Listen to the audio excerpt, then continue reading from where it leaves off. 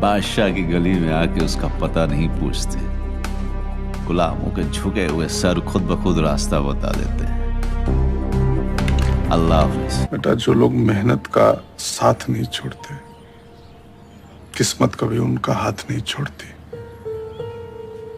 यहाँ बैठ के आंसू बहाने से बेहतर है 2 हफ्ते पसीना बहा ले। हम तो ये कहेंगे कि भगवान के भरोसे मत बैठिए, क्या पता भगवान हमरे भरोसे बैठा हो। दोस्तों, अभी कुछ दिन पहले फैमिली मैन वेब सीरीज 2 देखी, लगा मनोज वाजपेयी के लिए तालियां बजा दूं। और कुछ महीनों पहले का सीन मुझे याद आता है। नवाजुद्दीन सिद्दीकी एयरपोर्ट पर उतरे थे और वहां पर लोगों की भीड़ घेरे हुई थी फोटोग्राफ के लिए, ऑटोग्राफ के लिए। लेकिन आज जो जिंदगी दिखती है वो ऐसी थी क्या? आज इन तीनों की जिंदगियों के अंदर झांकेंगे। विश्वास कीजिए, यदि आपकी चमड़ी बहुत मोटी नहीं हो गई होगी, यदि आप बहानों में पूरी तरीके से नहीं डूब गए होंगे, आज मेरा वीडियो, मेरी बातें आपके दिल को छुएगी और आज के बाद आप असफलताओं का लोड लेना बंद कर देंगे। क्या समानता है तीनों में? तीनों लगभग एक उम्र के हैं। मनोज 69 के, नवाज 74 के और पंकज 76 के। तीनों के बर्थ ईयर है। मनोज वाजपेयी बेलवा बिहार से, नवाजुद्दीन बुढ़ाना यूपी से। यूपी हिंदी का हार्टलैंड और बुढ़ाना बहुत छोटा गांव। और पंकज त्रिपाठी बेलसांद बिहार से। नाम भी नहीं सुना होगा आपने, नाम भी नहीं सुना होगा, क्योंकि अपने जिलों के अंदर के भी बहुत छोटे गांव हैं। ऐसे विलेज ना तो जहां पर आपके भीतर स्टाइल पैदा होती है, ना लैंग्वेज पैदा होती है, ना मेट्रो का सामना करने की हिम्मत पैदा होती है। और क्या समानता थी? तीनों को बेतहाशा रिजेक्शन, इतना रिजेक्शन कि कई बार इनको आत्महत्या करने के बारे में सोचना पड़ा। स्टोरी में आगे बताऊंगा, ध्यान से सुनना आज की स्टोरी। तीनों को इतनी गरीबी कि एक और काम सीख रहे हैं, एक और काम के लिए दौड़ रहे हैं, एक और एनएसडी में हैं, लेकिन दूसरी और नौकरियां कर रहे हैं ताकि अपना पेट पाल सकें। सबसे बड़ी समानता क्या है? तीनों हीरो मटेरियल नहीं। तीनों की साधारण शक्ल आप भीड़ में कहीं देखें तो शायद एक खो जाएं, और ये बात इनको भी पता थी। और इनके बारे में क्या खासियत है, क्यों ये शीशा तक नहीं देखना चाहते थे, आगे बताऊंगा। लेकिन तीनों का आज क्या है?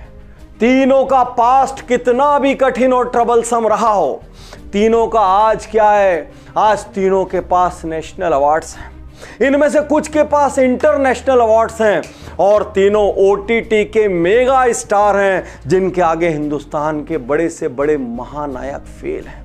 तीनों में स्टाइल नहीं है, तीनों के बाइसेप्स नहीं है, ट्राइसेप्स नहीं है। तीनों को देखकर ऐसा नहीं लगता कि वाव बोला जाए, लेकिन तीनों अपनी एक्टिंग से आपके दिल में उतर जाते हैं। तीनों के साथ हीरोइनों ने काम करने से मना किया, तीनों को औसत ट्रीटमेंट मिला, तीनों के साथ हर वो चीज हुई जिससे इंसान कैरियर छोड़ दे। आइए तीनों की जिंदगी में थोड़ा थोड़ा झांकते हैं। थोड़ा थोड़ा इसलिए क्योंकि जिंदगी बदलने के लिए बड़े बड़े पोथी पत्रों की जरूरत नहीं है। कब कहां कौन सी एक बात मन के किस कोने में लग जाए, वहीं से परिवर्तन का दौर शुरू हो जाए, कोई नहीं जानता। दोस्तों, पहले बात करते हैं मनोज वाजपेयी की, क्योंकि बाई नेचर मुझे लीगल ड्रामा, पॉलिटिकल मूवीज ये सब बहुत पसंद है। तो सत्या से लेके शूल से लेके राजनीति तक मैंने शायद एक भी नहीं छोड़ी।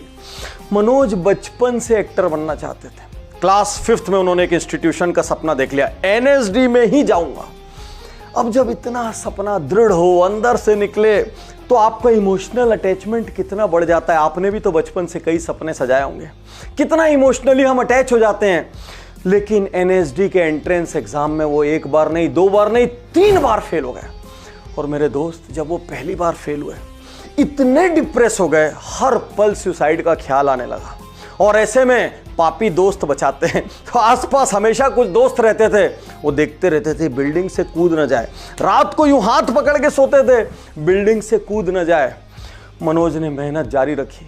आपको आश्चर्य होगा, एक साल ऐसा आया जिस साल वो 364 डेज दिल्ली में थिएटर करने गए। सिर्फ एक दिन नहीं जा पाए क्योंकि बारिश से दिल्ली डूब चुका था, एक दिन नहीं जा पाए। बाकी 364 डेज हार्ड वर्क की भी कोई लिमिट होती है।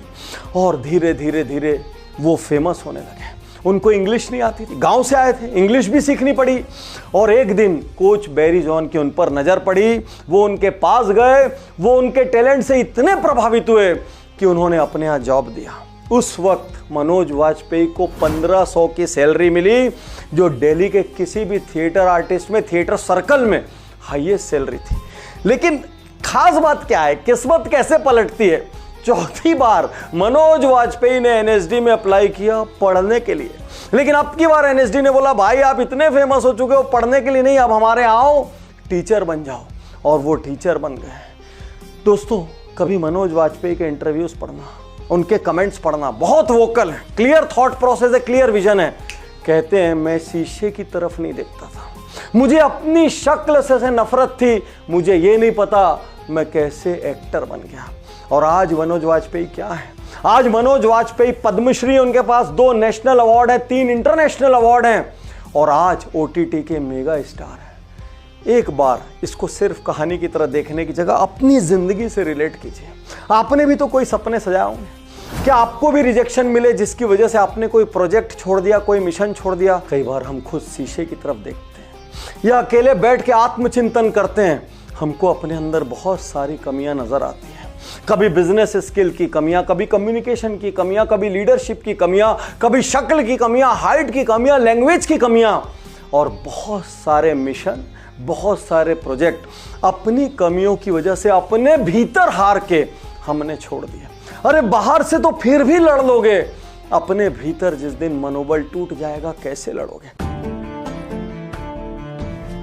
अब नवाजुद्दीन सिद्दीकी के बारे में बात करते हैं। भाई मनोज वाजपेयी फिर भी थोड़े गुड लुकिंग हैं, लेकिन नवाजुद्दीन पूरी तरीके से क्वेश्चन मार्क है।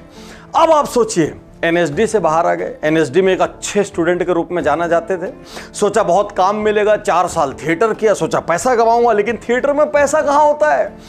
फिर अपनी जिंदगी चलाने के लिए, रोजी रोटी चलाने के लिए सिक्योरिटी गार्ड की नौकरी करनी पड़ी। लेकिन भाई किस्मत अजब गजब टेस्ट लेती है, निकाल दिए गए। क्यों? दुबले पतले थे, चोरों से क्या लड़ोगे। फिर एक दिन उन्होंने सोचा भाई अपनी किस्मत में भूखा मरना है, तो भूखा ही मरना है, तो दिल्ली में भूखा मरने की जगह माया नगरी में चल के भूखे मरते हैं। और मुंबई चले गए, बोले अब भूखा मरना है तो यहां मरूंगा। और वाकई में भूखा मरने वाली हालत हो गई, ना रहने की जगह ना खाने की जगह। एनएसडी के एक सीनियर के पास पहुंचे, बोले भाई रहने की जगह दे दे। सीनियर ने कहा कुकिंग करनी पड़ेगी।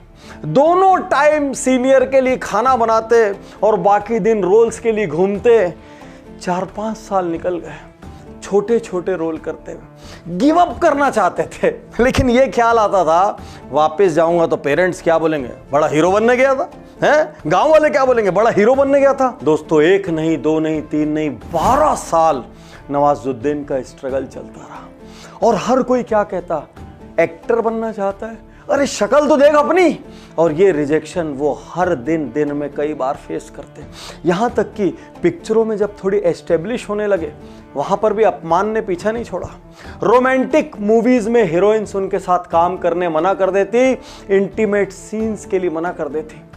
लेकिन नवाजुद्दीन, उनकी जिंदगी में यू टर्न नहीं था। वो कहते थे मैंने कभी अपने आप को कोई टारगेट नहीं दिया कि 2 साल में नहीं हुआ तो मैं वापस चले जाऊंगा, 5 साल में नहीं हुआ तो मैं वापस चले जाऊंगा। मैंने अपने आप से कहा यही करूंगा, और नहीं हो पाया तो यही मरूंगा। और ये करते करते आज नवाजुद्दीन कौन है? आज नवाजुद्दीन वो है जिनके सामने एक स्थापित कलाकार डरता है, भाई अपनी एक्टिंग से मुझे ओवर पावर ना कर दे। आज बदलापुर, वासेपुर से लेकर सेक्रेड गेम्स के बाद वो मूवीज के भी स्थापित स्टार हैं और ओटीटी के मेगा स्टार हैं। फिर से एक बार शक्ल याद कीजिए। क्या कई बार आपको अपने दिखने पर अफसोस होता है? क्या कई बार आपको अपनी हाइट, पर्सनैलिटी पर अफसोस होता है? क्या कई बार आपको लगता है मेरा स्ट्रगल 1 साल चल गया, 2 साल चल गया, 5 साल चल गया? क्या कई बार आपको लगता है लोगों ने मुझे किसी चीज के लिए ताने मारा? लोगों को मारने दीजिए, आपके भीतर जो कमियां रहने दीजिए। दुनिया में 2 स्कूल हैं। एक स्कूल कहता है अपनी हर वीकनेस सुधारो, एक स्कूल कहता है अपनी स्ट्रेंथ पर खेलो। चाहे नवाजुद्दीन हो, चाहे मनोज वाजपेयी हो, चाहे पंकज त्रिपाठी हो, तमाम मुश्किलों के बावजूद इनको एक चीज पता थी, हमें एक्टिंग आती है। इनको एक चीज पता थी, हम हर दिन सीख सकते हैं। इनको एक चीज पता थी, यदि हमको मौका मिल गया तो हम कमाल कर देंगे। इनको एक चीज पे फेथ था, चाहे कुछ भी हो जाए, यदि स्ट्रगल करते रहेंगे तो मौका जरूर मिलेगा। याद है ना मिर्जापुर के कालीन भैया और सेक्रेड गेम्स के गुरुजी।